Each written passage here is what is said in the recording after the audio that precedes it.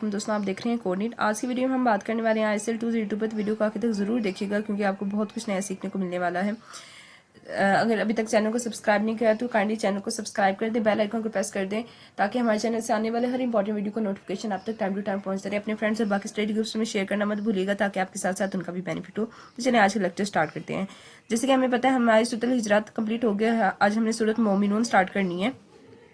तो आज की जो सूरत है वो हम पढ़ना स्टार्ट करते हैं। यकीनन ए ईमान वाले कामयाब होंगे और जो अपनी नमाजी में आजी इख्तियार करते हैं, जो लघु यानी बातों से दूर रहते हैं, जो ज़कात अदा करते हैं, जो अपनी शर्मगाहों की हिफाजत करते हैं सिवाय अपनी बीवियों और लौंडियों के जो इनकी मलकियत में है। बस इन पर कोई मलामत नहीं, लेकिन इनके अलावा जो कुछ और चाहे तो वो ही हद से तजावुज़ करने वाली हैं, यानी हद से बढ़ने वाली हैं। जो अपनी अमानतों में और वादों की हिफाजत करते हैं, जो अपनी नमाजों की हिफाजत करते हैं, वही लोग वारिस हैं जो फिरदौस के वारिस हैं, यानी जो जन्नत के वारिस होंगे और वो इसमें हमेशा रहेंगे।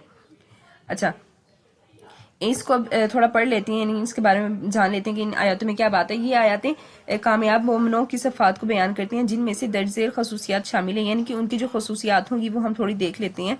वो लोग जो इबादत में दिली लगाव और आजी के साथ अल्लाह ताला के हुजूर खड़े होते हैं। वो लोग जो फजूल गुफ्तगू, झगड़े और बेमकसद सरगर्मियों से बचते हैं, ज़कात अदा करते हैं, अपने बालों को पाक साफ करते हैं, उसके अलावा बदकारी से बचते हैं, जायज़ तरीके से अपनी ख्वाहिशात पूरी करते हैं, और जो लोग दयानतदारी और अपने अहद पैमान का ख्याल रखते हैं, और वो लोग जो अपनी नमाजों के वक्त पर अदा करते हैं, ये तमाम औसाफ रखने वाले लोग जन्नतुल फिरदौस में हमेशा रहेंगे। उसके बाद हम मॉड्यूल नंबर 2 पढ़ लेते हैं। और रहमान के बंदे वो हैं जो ज़मीन पर आजिज़ से चलते हैं और जब जाहिल इनसे मुखातिब होते हैं तो वो कहते हैं सलाम। यानी इंसानी रवैया इसकी सोच की अक्कासी करता है, तकब्बुर और गरूर इसके बरअक्स है। अल्लाह ताला के नेक बंदे आजी और इनका सारी इख्तियार करते हैं। जब जाहिल और बदतमीज़ लोग इनसे बदकलामी करते हैं तो वो झगड़े में पड़ने के बजाय नरमी और सब्र से जवाब देती हैं। सलाम का मतलब है झगड़े से बचाव और फसाद का ख़त्म करना। ठीक है, यानी ये MCQs आ सकता है कि सलाम का क्या मतलब है। तो सलाम का मतलब है बचना और फसाद को ख़त्म करना। अच्छा, हमारी नेक्स्ट आयत है। और वो लोग जो अपने आप को हजूर रातें गुजारते हैं, अपने रब के हजूर 3 रातें गुजारते हैं सजदे और क़याम में, और दुआ करते हैं ए हमारे रब हमसे जहन्नम का वादा दूर कर दे और बेशक इसका अजाब हमेशा रहने वाला है, बेशक वो बहुत बुरा ठिकाना और क़याम गाह है। तो जो रात की इबादत होती है वो अल्लाह ताला के नेक बंदे रात के वक्त क़याम और सजदे में वक्त गुजारते हैं। वो मुसलसल अल्लाह ताला से जहन्नम के अजाब से निजात की दुआ करते हैं, और क्योंकि जहन्नम बदतरीन जगह है जहाँ का अजाब निहायत सख्त और मुस्तकिल होगा।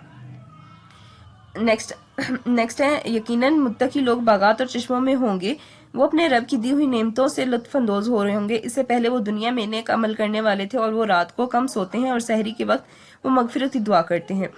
तो इनके लिए बागात और चश्मे होंगे। अल्लाह ताला ने नेमतों से वो लोग जो नेक काम करते हैं इसके लिए जन्नत की नेमतों के हकदार होंगे। अल्लाह के करीब होने वाले लोग रात में इबादत गुजार होते हैं, सहरी के वक्त दुआ करते हैं, वो फजर से पहले अपने गुनाहों की अल्लाह ताला से माफ़ी मांगते हैं।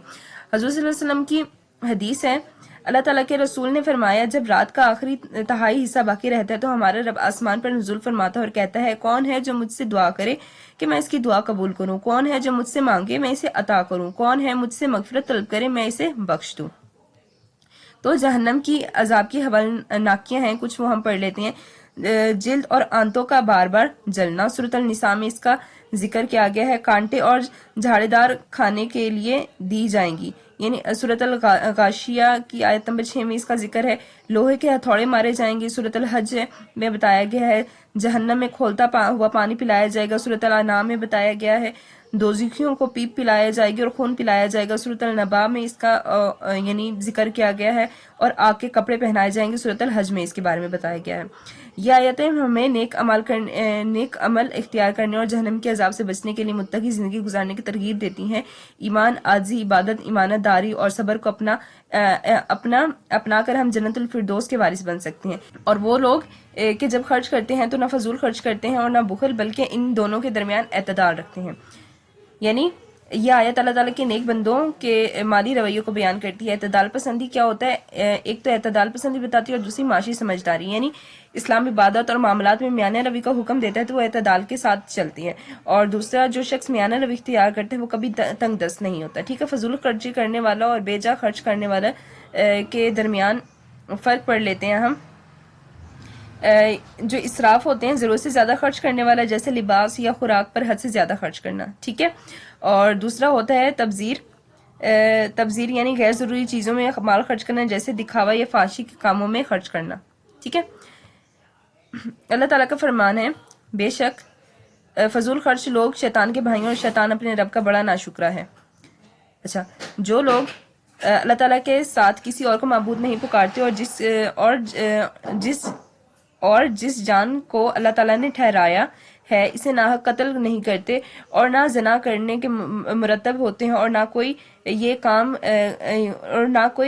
جو کوئی یہ کام کرے گا وہ سزا پائے گا. قیامت کے دن اس کا عذاب دگنا کر دیا جائے گا اور اس میں ذلت کے ساتھ ساتھ ہمیشہ رہے گا.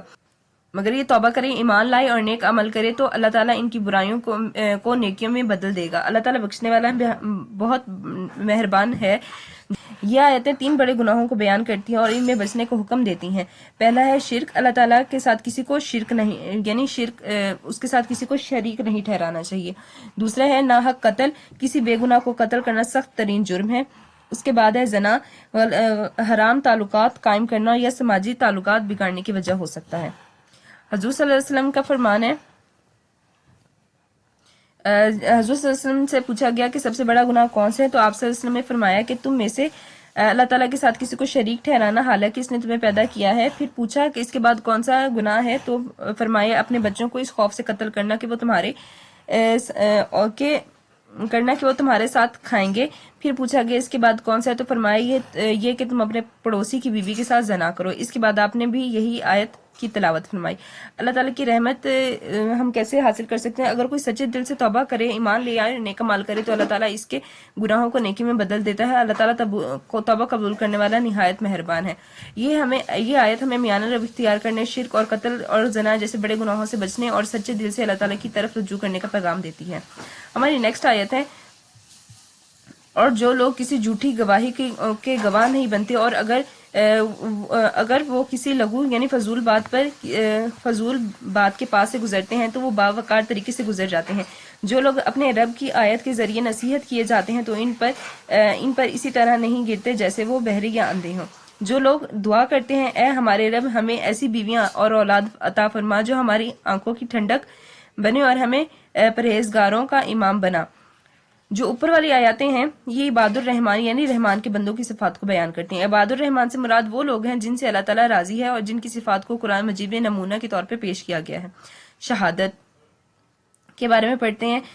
شہادت اور زور کے معنی. شہادت کا مطلب ہے موجودہ ہونا یا گواہی دینا. زور کا مطلب ہے جھوٹ نہیں بلکہ ہر غلط اور فضول کام میں زور میں شامل ہوتا ہے. آیت کا مفہوم یہ ہے کہ جہاں کوئی بےہودہ اور لغو کام ہو رہا ہو، اللہ تعالیٰ کے نیک بندے وہاں نہیں جاتے بلکہ اسے گریز کرتے ہیں. وہ اللہ تعالیٰ کی آیاتوں سے غفلت نہیں برتتے جیسے بہرے اندھے گونگے ہوں، بلکہ وہ توجہ سے سنتے ہیں، ان پر غور و فکر کرتے ہیں. اللہ تعالیٰ کے بندے نہ صرف خود ہدایت پر ہوتے ہیں بلکہ بیویوں اور اولادوں کے لیے بھی بھلائی اور نیکی کی راہ اختیار کرتے ہیں.